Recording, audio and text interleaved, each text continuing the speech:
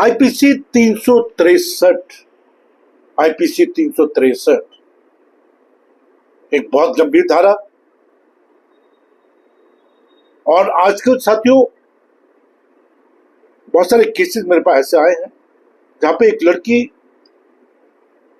अपने प्रेमी के साथ एक लड़के के साथ भाग जाती है, घर छोड़ के भाग जाती है और उस पर मुकदमा दर्ज होता है आईपीसी 363, आईपीसी 366 ए।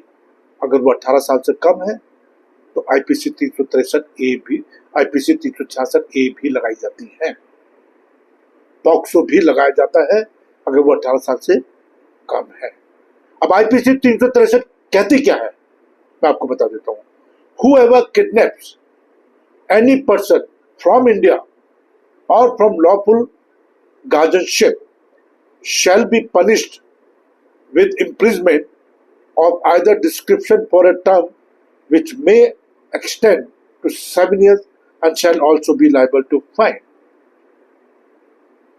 अब एक लड़की जो अपनी मर्जी से एक लड़के के साथ भाग जाती है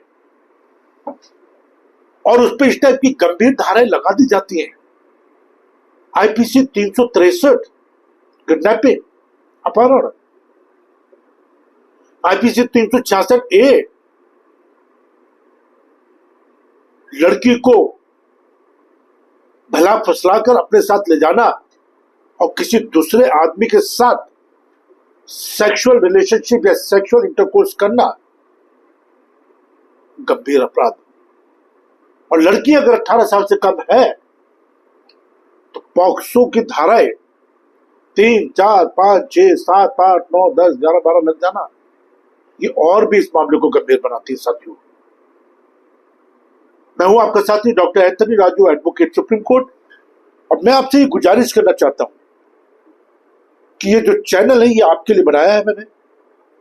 प्लीज आप इसको सब्सक्राइब करें, लाइक करें, कमेंट्स करें, शेयर करें और बेल बटन दबा कर रखें, क्योंकि माननीय सुप्रीम कोर्ट, माननीय हाई कोर्ट, माननीय सेशन कोर्ट, इनकी जो जजमेंट होती है, लैंडमार्क जजमेंट पॉक्सो को लेके, वो मैं आपको सरल और सिंपल भाषा में आप तक पहुंचाने की कोशिश करता हूं। मेरे एडवोकेट हिंदुस्तान में सभी हाई कोर्ट में है, ट्रायल कोर्ट में है और सुप्रीम कोर्ट में मैं खुद हूं।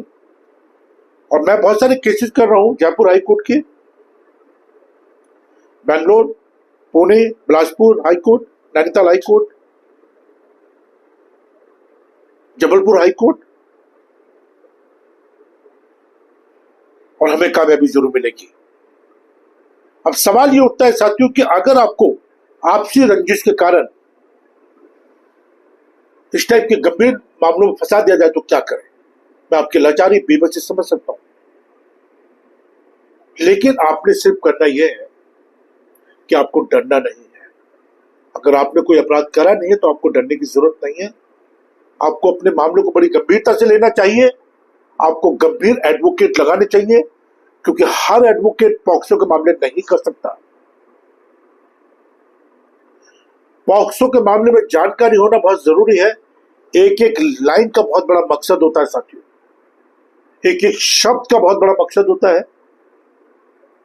और जब हम पॉक्सो जैसे मामले केस हारते हैं या अगर आपको पॉक्सो जैसे मामले में सजा हो जाती है तो ये मान लीजिए, और आप कहते हैं कि मामला छोटा है, अब मैं बहुत सारे केस कर रहा हूं, इंदौर का एक केस कर रहा हूं, जबलपुर का एक केस कर रहा हूं, बिलासपुर का एक केस कर रहा हूं, मैं छत्तीसगढ़ का एक कर रहा हूं जिसमें 20-20 साल की सजा हो गई है। लड़की अपनी मर्जी से एक लड़के के साथ भागती है और सजा मिलती है लड़के को। अब हमें देखना यह है कि हम किस गंभीरता से इस केस को लेते हैं। हमें साक्ष्य पे काम करना चाहिए, और अगर इन लोगों को सजा हुई है तो ये मेरा मानना है कि जो भी उनके एडवोकेट थे वो माननीय जजेस को अपनी बात को रखने में नाकामयाब हो गए, अपने साक्ष्य, अपने एविडेंस को समझाने में नाकामयाब रहे। मैं ये बड़ी जिम्मेदारी और गंभीरता के साथ कह रहा हूं साथियों। अगर इस टाइप के मामले में आप फंसे हुए हैं और आपको लगता है कि आप अपने मामले को ढंग से रिप्रेजेंट नहीं कर पा रहे हैं, तो सजा से बचने के लिए एक अच्छे एडवोकेट को 3 चीजों पर काम कीजिए आप सब। सबसे पहले एक अच्छे एडवोकेट को लगाइए अपने काम के साथ में, या उसकी सेकेंडरी एडवाइस लीजिए। साक्ष्य पे काम करें, एविडेंस पे काम करें, चार्जशीट पे काम करें, उनके विटनेसेस कौन है, मटेरियल एविडेंस क्या है, इस सब चीजों पे काम करें। और सिंपल सी बात है, जब माननीय कोर्ट जो पुलिस की रिपोर्ट होती है उन पर विश्वास नहीं करती है, तो मैं तो बिल्कुल नहीं करता, ना मेरी टीम करती।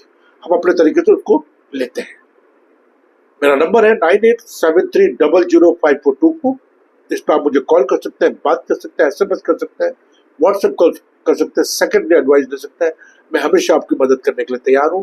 अपने बच्चों को शिक्षित कीजिए, अपराध मुक्त कीजिए, अच्छे संस्कार दीजिए, यही एक अच्छा रास्ता है। और मैंने हमेशा कहा है कि सत्य की नाव जो वो हिल सकती है, डूब सकती है, बट डूब नहीं सकती।